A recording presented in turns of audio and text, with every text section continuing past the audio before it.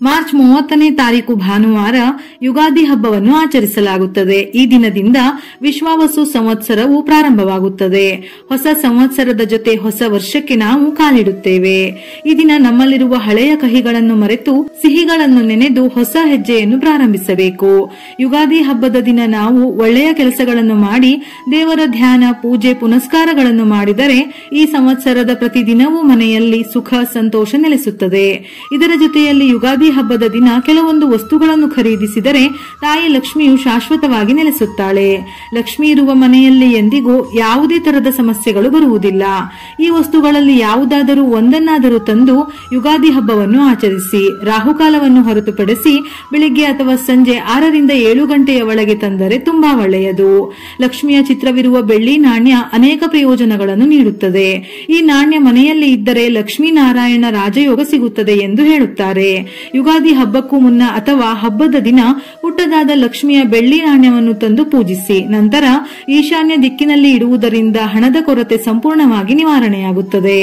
ಉಪ್ಪು ಲಕ್ಷ್ಮೀ ಸ್ವರೂಪವೆಂದು ಹೇಳುತ್ತಾರೆ. ಹಾಗಾಗಿ ಯುಗಾದಿ ಹಬ್ಬದ ದಿನ ಅರ್ಧ ಕೆಜಿ ಅಥವಾ 1 ಕೆಜಿ ಆಗುವಷ್ಟು ಕಲ್ಲುಪ್ಪನ್ನು ತಂದು ಗಾಜು ಅಥವಾ ಪಿಂಗಾಣಿ ಡಬ್ಬಿಯಲ್ಲಿ ಇಡಬೇಕು. ಈ ದಿನ ಉಪ್ಪನ್ನು ಖರೀದಿಸುವುದರಿಂದ ಲಕ್ಷ್ಮಿ ಅನುಗ್ರಹ ಸಿಗುತ್ತದೆ.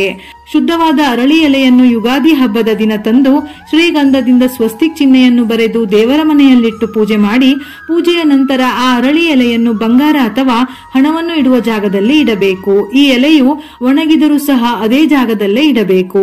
ಮುಂದಿನ ವರ್ಷ ಯುಗಾದಿ ಹಬ್ಬ ಬಂದಾಗ ಹಳೆಯ ಎಲೆಯನ್ನು ನೀರಿಗೆ ಹಾಕಿ ಮತ್ತೆ ಹೊಸದಾದ ಅರಳಿ ಎಲೆಯನ್ನು ಇದೇ ರೀತಿ ಇಡಬೇಕು. ಈ ರೀತಿ ಮಾಡುವುದರಿಂದ ಆರ್ಥಿಕ ಅಭಿವೃದ್ಧಿ ಹೆಚ್ಚಾಗುತ್ತದೆ. ಗೋಮತಿ ಚಕ್ರವು ಭಗವಾನ್ ವಿಷ್ಣು ಹಾಗೂ ತಾಯಿ ಲಕ್ಷ್ಮಿಯ ಪ್ರತಿರೂಪವೆಂದು ಹೇಳುತ್ತಾರೆ. ಯುಗಾದಿ ಹಬ್ಬದ ದಿನ 11 ಗೋಮತಿ ಚಕ್ರವನ್ನು ಖರೀದಿಸಿ ಅರಿಶಿನದ ನೀರಿನಿಂದ ಶುದ್ಧ ಮಾಡಿ ಬಟ್ಟೆಯಲ್ಲಿ ಒರೆಸಿ ನಂತರ ಹಳದಿ ಬಟ್ಟೆಯಲ್ಲಿ ಸುತ್ತಿ ದೇವರ ಮನೆಯಲ್ಲಿ ಲಕ್ಷ್ಮೀ ದೇವಿಯ ಜೊತೆ ಇಟ್ಟು ಪೂಜಿಸಿ. ಮರುದಿನ ಆ ಹಳದಿ ಬಟ್ಟೆಯಿಂದ 4 ಗೋಮತಿ ಚಕ್ರವನ್ನು ದೇವರ ಮನೆಯಲ್ಲಿಟ್ಟು ಉಳಿದ ಚಕ್ರಗಳಲ್ಲಿ 3 ಕೆಂಪು ಬಣ್ಣದ ಬಟ್ಟೆಯಲ್ಲಿ ಕಟ್ಟಿ ನಿಮ್ಮ ಹಣ ಅಥವಾ ಬಂಗಾರ ಇಡುವ ಲಾಕರ್ನಲ್ಲಿ ಇರಿಸಿ. ಇನ್ನು ಉಳಿದಂತಹ 4 ಗೋಮತಿ ಚಕ್ರಗಳನ್ನು ದೇವಾಲಯಕ್ಕೆ ತೆಗೆದುಕೊಂಡು ಹೋಗಿ ನಿಮ್ಮ ಸಮಸ್ಯೆಗಳನ್ನು ಹೇಳಿಕೊಂಡು ದೇವಸ್ಥಾನಕ್ಕೆ ನೀಡಿ. ಇದು ನಿಮಗೆ ಮುಂದಿನ ಜೀವನದಲ್ಲಿ ಹಣಕಾಸಿನ ಸಮಸ್ಯೆ ಬರುವುದಿಲ್ಲ, ಹಣ ದುಂದು ವೆಚ್ಚ ಆಗುವುದಿಲ್ಲ. ಗೋಮತಿ ಚಕ್ರ ಮನೆಯಲ್ಲಿದ್ದರೆ ಎಲ್ಲಾ ನಕಾರಾತ್ಮಕತೆ, ಅನಾರೋಗ್ಯ ಮತ್ತು ದುಃಖವನ್ನು ತೆಗೆದುಹಾಕಿ ಆರೋಗ್ಯ ಮತ್ತು ಸಮೃದ್ಧಿಯನ್ನು ನೀಡುತ್ತದೆ. ಅನ್ನಪೂರ್ಣ ದೇವಿಯು ಅಡುಗೆ ಮನೆಯಲ್ಲಿ ಇರಿಸಲಾಗಿರುವ ಅಕ್ಕಿ ಧಾನ್ಯಗಳ ಮೇಲೆ ತನ್ನ ಆಶೀರ್ವಾದವನ್ನು ನೀಡಿರುತ್ತಾಳಂತೆ. ಹಾಗಾಗಿ ಈ ದಿನ ಮನೆಯಲ್ಲಿ ಅಕ್ಕಿ ಇದ್ದರೂ ಸಹ ಹಬ್ಬದ ದಿನ ಒಂದು ಸ್ವಲ್ಪವಾದರೂ ಅಕ್ಕಿಯನ್ನು ಖರೀದಿಸುವುದು ಬಹಳ ಶ್ರೇಷ್ಠ. ಖರೀದಿಸಿರುವ ಹೊಸದಾದ ಅಕ್ಕಿಯಲ್ಲಿ 1 ಹಿಡಿ ಅಕ್ಕಿಯನ್ನು ತಾಮ್ರ ಹಿತ್ತಾಳೆಯ ತಟ್ಟೆಯಲ್ಲಿ ಇಡಬೇಕು. ಇಲ್ಲವೆಂದಾದರೆ 2 ಶುದ್ಧವಾದ ವೀಳ್ಯದೆಲೆಯ ಮೇಲೆ ಇಟ್ಟು ಅರಿಶಿನ ಕುಂಕುಮವನ್ನು ಹಾಕಿ ಪೂಜೆ ಮಾಡಿ ನಂತರ ಆ ಅಕ್ಕಿಯಲ್ಲಿ 1-2 ಅಕ್ಕಿ ಕಾಳನ್ನು ದಿನನಿತ್ಯ ಬಳಸುವ ಅಕ್ಕಿ ಡಬ್ಬದಲ್ಲಿ ಹಾಕಬೇಕು. ಇನ್ನೊಂದು ಸ್ವಲ್ಪ ಹಣ ಇಡುವ ಜಾಗದಲ್ಲಿ ಮತ್ತು ನಿಮ್ಮ ಪರ್ಸಲ್ಲಿ ಇಡಬಹುದು. ಸಾಧ್ಯವಾದರೆ ಹಬ್ಬದ ಮರು ದಿವಸ ಅಕ್ಕಿಯನ್ನು ಬಳಸಿ ಸಿಹಿಯನ್ನು ಮಾಡಬೇಕು. ಇದರಿಂದ ಮನೆಯಲ್ಲಿ ಯಾವತ್ತಿಗೂ ಧನ ಧಾನ್ಯದ ಕೊರತೆ ಆಗುವುದಿಲ್ಲ, ಆರೋಗ್ಯ ವೃದ್ಧಿಯಾಗುತ್ತದೆ.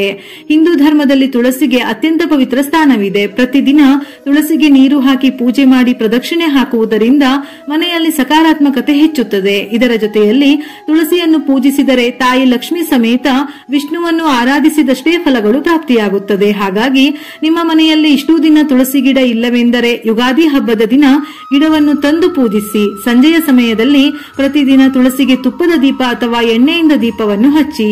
ಲಕ್ಷ್ಮಿಯ ಬೆಳ್ಳಿಯ ಪಾದುಕೆಗಳನ್ನು ತಂದರೆ ಮನೆಗೆ ಸುಖ ಸಂಪತ್ತು ತರುತ್ತದೆ ಎಂದು ಶಾಸ್ತ್ರಗಳು ಹೇಳುತ್ತವೆ. ತುಂಬಾ ದೊಡ್ಡದಿರುವ ತೂಕವಿರುವ ಲಕ್ಷ್ಮಿಯ ಪಾದುಕೆಯನ್ನೇ ತರಬೇಕೆಂದೇನೂ ಇಲ್ಲ. ನಿಮ್ಮ ಶಕ್ತಿಗೆ ಅನುಸಾರವಾಗಿ ಇರುವುದರಲ್ಲೇ ಚಿಕ್ಕದಾಗಿರುವ ಬೆಳ್ಳಿಯ ಲಕ್ಷ್ಮಿಯ ಪಾದುಕೆಯನ್ನು ಯುಗಾದಿ ಹಬ್ಬದ ದಿನ ತಂದು ಪೂಜಿಸಿ. ನಂತರ ಹಣ, ಬಂಗಾರ ಇಡುವ ದಿಕ್ಕಿಗೆ ಪಾದುಕೆಯನ್ನು ತಿರುಗಿಸಿ ಇಡಿ. ಇಲ್ಲವೆಂದಾದರೆ ದೇವರ ಮನೆಯಲ್ಲಿ ಇಟ್ಟರೂ ಉತ್ತಮ. ಲಕ್ಷ್ಮಿ ಕಟಾಕ್ಷದಿಂದ ನಿಮ್ಮ ಸಂಪತ್ತಿಗೆ ಯಾವುದೇ ತೊಂದರೆಯಾಗುವುದಿಲ್ಲ. ಈ ದಿನ ಲಕ್ಷ್ಮಿಗೆ ಪ್ರಿಯವಾದ ಕವಡೆಯನ್ನು ತರುವುದು ಬಹಳ ಶ್ರೇಷ್ಠ. ಹಳದಿ ಬಣ್ಣದ 6 ಕವಡೆಯನ್ನು ತಂದು ಗಂಗಾಜಲ ಅಥವಾ ಅರಿಶಿನದ ನೀರಿನಲ್ಲಿ ನೆನೆಸಿ ಶುದ್ಧ ಮಾಡಿ ಬಟ್ಟೆಯಲ್ಲಿ ಒರೆಸಿ ನಂತರ ಕೆಂಪು ಬಟ್ಟೆಯಲ್ಲಿ ಕವಡೆಯನ್ನಿಟ್ಟು ಅರಿಶಿನ ಕುಂಕುಮ ಹಚ್ಚಿ ಹೂವನ್ನು ಇಟ್ಟು ಮಂಗಳಾರತಿಯನ್ನು ಮಾಡಿ ನಂತರ ಗಂಟು ಕಟ್ಟಿ ಇಡಬೇಕು. ಪೂಜೆಯ ನಂತರ ಆ ಗಂಟನ್ನು ಹಣ ಅಥವಾ ಬಂಗಾರ ಇಡುವ ಜಾಗದಲ್ಲೂ ಇಡಬಹುದು. ಒಂದು ವೇಳೆ ನೀವು ಯಾವುದಾದರೂ ವ್ಯಾಪಾರ ಮಾಡುತ್ತಿದ್ದರೆ ಆ ಕಚೇರಿಯಲ್ಲಿ ಕ್ಯಾಶ್ ಬಾಕ್ಸ್ ನಲ್ಲೂ ಇಡಬಹುದು. ಹೊಸ ವರ್ಷ ಯುಗಾದಿಯ ದಿನ ಶಂಖವನ್ನು ತಂದರೆ ತುಂಬಾ ಒಳ್ಳೆಯದು. ಅದರಲ್ಲೂ ದಕ್ಷಿಣಾವರ್ತಿ ಶಂಖವನ್ನು ಮನೆಯಲ್ಲಿಟ್ಟರೆ ಹಣದ ಹರಿವು ಹೆಚ್ಚಾಗುತ್ತದೆ. ಇದು ಪ್ರಗತಿಯ ಎಲ್ಲಾ ಮಾರ್ಗಗಳನ್ನು ಸೂಚಿಸುತ್ತದೆ ಮತ್ತು ಎಂದಿಗೂ ಹಣದ ಕೊರತೆಯಾಗದಂತೆ ನಿಮ್ಮನ್ನು ಕಾಪಾಡುತ್ತದೆ. ಅರಿಶಿನದ ಕೊಂಬನ್ನು ಯುಗಾದಿ ಹಬ್ಬದ ದಿನ ತಂದರೆ ತುಂಬಾ ಒಳ್ಳೆಯದು. ಅರಿಶಿನ ಗುರುಗ್ರಹಕ್ಕೆ ಸಂಬಂಧಿಸಿದೆ. ಸಕಾರಾತ್ಮಕ ಶಕ್ತಿಯನ್ನು ಹೆಚ್ಚಿಸುತ್ತದೆ. ಇದರಿಂದ ಸಂಪತ್ತು ಸಮೃದ್ಧಿ ವೃದ್ಧಿಯಾಗುತ್ತದೆ. ಜ್ಯೋತಿಷ್ಯದ ಪ್ರಕಾರ ಅರಿಶಿನದ ಕೊಂಬನ್ನು ಯುಗಾದಿ ಹಬ್ಬದ ದಿನ ತರುವುದು ಬಹಳ ಶ್ರೇಷ್ಠ. ಈ ಮೇಲೆ ಹೇಳಿದ ಎಲ್ಲಾ ವಸ್ತುಗಳನ್ನು ಎಲ್ಲರಲ್ಲೂ ಖರೀದಿಸಲು ಸಾಧ್ಯವಿಲ್ಲ.